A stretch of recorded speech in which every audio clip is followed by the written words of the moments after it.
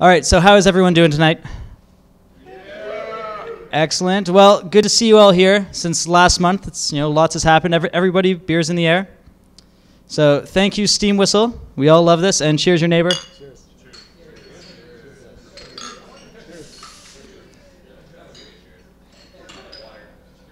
So welcome to the March edition of Drinks and Demos. This is the monthly event that we host here at Project RHINO, the second Wednesday of every month. We try to, have a real good reason for everyone to get together, enjoy some Steamwhistle, talk about what they've been doing. Actually, what's better than talking is showing, being able to show something you've done. So then we take a look at a local Toronto startup. Tonight we have Hypejar, and then we put together a little panel discussion or a, very intimate fireside chat to, learn a bit more about, from someone that's done it before. So tonight we have Steve Kosman with us from My Shoebox app, and he's going to be sort of talking about everything that went into their launch last October, I believe it was. So yeah, it should be a real good time tonight. And for those of you that don't know, you are in Project RHINO, which is one of Toronto's fastest growing co-working spaces. Actually, right now, we have a pretty good deal going on here. If anyone is looking for desk space, they have a pre-summer special of $250 a month per desk, and that gets you 24/7 access. And then there's no excuse for you not to be a success, because then you have an office right in downtown Toronto. And if I haven't said it enough already, I want to thank, actually I haven't said this at all, but thank you to Asterisk Media who's filming today, because for the people that cannot come out, they can then watch the videos on the Project RHINO TO YouTube channel. And of course, Steamwhistle for helping us out and giving us some beer. It's always good to have that social lubricant to, network a bit better. But right now beside me, we have Grant Yim, who is co-founder and CEO of Hypejar, and they are in the current cohort of the Mars Jolt Accelerator. So Grant, quickly, what is Hypejar? Hypejar is a social platform powered by those passionate about the future. We see ourselves as the Pinterest of what's next. Your activity on the platform aggregates demand levels for the future products. And by future products, I mean upcoming movies, gadgets, video games, anything else considered mass consumer products. The tool allows people to discover, share, and track these products. And like I said, in the process, we aggregate demand levels for the future. Okay, so we'll dive back into the product in a moment, but first I want to know a little bit about you. The question I typically ask people is, you were born, now you're here, what happened in between? Sure. We're all from Montreal, so before I get into myself, we're kind of pumped to be here because this is our first sort of introduction to the startup community here in Toronto. Having said that, I was born in Toronto, raised in Montreal. Previous to Hypejar, I was an attorney in international tax. So I'm sort of in a totally different world here, but I'm loving it. I quit my job 2 months ago, and I had to explain to the accountants and lawyers that I work with what I'm doing. They thought I was totally just like depressed or something, but it's a project that was conceived in 2006 while I was in law school, and it just engulfed my body to the point where I could no longer keep it in. I went to sleep thinking about it, woke up thinking about it, and it just got to a point where we had to go all in on this. And the rest of the guys were busy doing other stuff in life as well. Mike here, our chief strategy officer, was a professional poker player. Wanjun sitting in the back there, he was a developer in the video games industry. And Dylan, he's still a student at McGill, so he's working remotely with us. So yeah, that's sort of where we're from. We got a really diverse group, and this is our first startup. And we're really loving it. All right, so here at this same panel, we've sort of looked at what accelerators and whether they're beneficial or not. Why did you pick Jolt, or was it just a timing thing? It was just a timing thing. So we were on the brink of just putting our lives on hold and going all in on Hypejar, and then the application deadline came around. We said, why don't we give it a shot? We sent it in 2 weeks late. I sent an email to one of the limited partners there, and she told us, yeah, send it in. We drummed up a video in like a day, And we got in. Oh, actually, another funny story is, so I was living in Korea. Mike was in Seoul as well. Wonjun was in Illinois. Dylan's in Montreal. So they wanted us to come in and do the interview, which is normally a two-phase, two-interview process.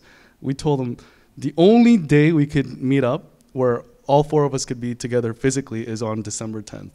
So if you can't accommodate that, we just can't interview. We just cannot do it. So I lied to my boss, and I booked a flight all the way across the planet to get here, and we somehow managed to be here at the same time. And we did the interview. We said, if we get in, let's just do it. And a week after the interview, they called us and told us they want to work with us. Did we choose Jolt specifically? No. We just needed a really good excuse to, something I needed to tell my mom. Because I'm quitting my job. So that's pretty much what it was. So far, it's been awesome. We had no expectations coming in. We just love the fact that we're able to work on it full time, because the whole time we're part-time on it. So that's all we wanted. But one thing we learned is that we got awesome mentors, great workspace, and we're still learning. So it's been a great education for us so far. All right. Well, as I was saying, talk is cheap. Actually show us something. Here's a computer. Sure. It's displaying behind you. And I'll give you the microphone, and you can tell us what we're looking at. Sure. So I'm just going to log in. Oh, shit. I can't log in as Jeff. Well, then you can go onto my Facebook and log me out. Sure. Here. The retina looks beautiful. I'm loving it. All right, everybody. Anything good going on Facebook? Greg Eisenberg likes to blue. Yeah. All right, here we go. Okay. Now you can probably do it.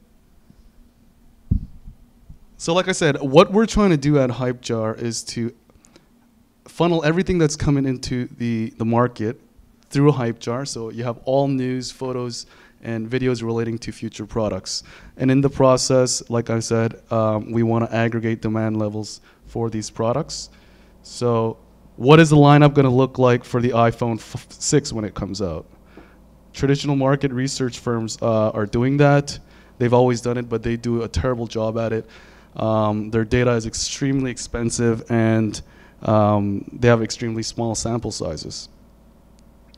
They haven't figured out how to leverage social media yet. So what we're trying to do is, I'll just give you a demo here. So this is the front page. I'm logged in right now. You'll see we divided the page up into several rows. The first row are the products that are most soon releasing. So Samsung, this is wrong. They're just announcing the S4 tomorrow. But anyways, these are the products that are releasing soonest. Second row is the most anticipated products in the world, according to the users on Hypejar. So as you could see, Project Glass, Iron Man 3, Game of Thrones, Man of Steel. And then recently seen is sort of a trending. We're actually going to be changing a lot of this. So what I'm telling you is not going to be valid for a long time. Don't worry, these are all startup people who right. know about iterations. By the way, they'll be vocal as soon as they see something they don't like. Right, and that's what we're looking for from you guys. So we're in the process of measuring, testing everything that works, that doesn't, and iterating according to that. So bear in mind, we're just a newbie startup group. Just added are so it's a crowdsourced site. So the users are the ones adding content onto the site. So this row shows you the products that have most recently been added by these users. So can you walk me through the process of how you'd get Sure. stuff on there? Sure. You would go to the Add New. And then you got the categories of products. So you would, let's say, you want to add a music. Let's say you want to add a hip hop album. It's fairly simple. It's straightforward. Just fill these in, and then you submit it, and you're going to go through an approval process, and your product's on the site. I'll just show you some of the key features that we have. So let's say, hold on. It's a cool new product that was just added onto Hypejar today, actually. It's Talking Shoes by Google. Where is it? So these guys. They just announced this at South by Southwest. So this was added to our site today, Release date is to be announced 2014. So let's say I get on the Hypejar and I like this. I would hype it up. So this would aggregate the demand level for this product. And then let's say I want to track its progress. I would add this to my jar. And by adding this to the jar, you're going to get notifications of any news, relevant news, with respect to the talking shoes. You'll have updates about images, videos as well. And it's a curation site. So I would go to my jar and you could see everything that I'm anticipating. I'm not really anticipating this one, but I just put it in there. Everybody wants size. Nah, I'm Korean and I'm fed up with them. So, so these are the products that I'm anticipating, and you could filter these by most hyped, just released. And let's say I'm interested. One of the visions that we have with Hypejar is, let's say we got a celebrity on the site. Let's say Jay-Z has his jar and he's adding like little-known hip-hop artists that he's anticipating. I mean, you could just imagine the impact that would have to everyone, right? Consumers, the potential artists, and so on. But let's say I want to know what Mike, one of our co-founders, is anticipating. I would go here. I'll give you a little background on Mike. He was a lifelong iPhone user, but he recently switched over to the dark side, Android. And he displays the S4. I think he's just doing that for show. But this is just to give you an idea of what I could see others anticipating. So this is the social network aspect of it. And then you could search for products by category. So for example, in video games, you could see every video game that's coming out by genre and by release date as well. And we also have this nifty calendar where you could see when the products are coming out, what's coming out by date, year, and month. So that's Okay, so I know you have probably a few thousand users, and some of them are like die-hard, passionate people of something, clearly products. What are they doing on the site? How much time are they spending there? So we got a really broad array of categories. We're not like a Rotten Tomatoes or IMDb or where we focus on specific products. We have all the products. The topic that Hypejar centers around is the future. So we have a very diverse group. So for example, we got guys that are just crazy about video games, but not just any video games, guys that are crazy about indie video games. And this guy named Butch from France, he spends like 5 hours a day on it, adding news items, photos, videos, because we live in a world where the internet, what is it called? The ego-driven incentive is really a key factor. I like to call it internet street cred. They want to be the first to tell the world about a product that not many people know about. And since we've launched in beta mode in October, that's something we've learned, is that we could really use that. I mean, you ask yourself, why do people post articles on Wikipedia? Why do people participate in Reddit? I don't know. I don't know the psychology behind it, but that's just the world we live in, and we've seen that on Hypejar.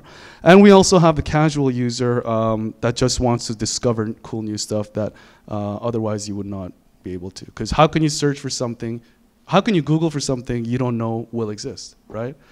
Discovering new products is a very random process. There's no system behind it, and we sort of want to build that system.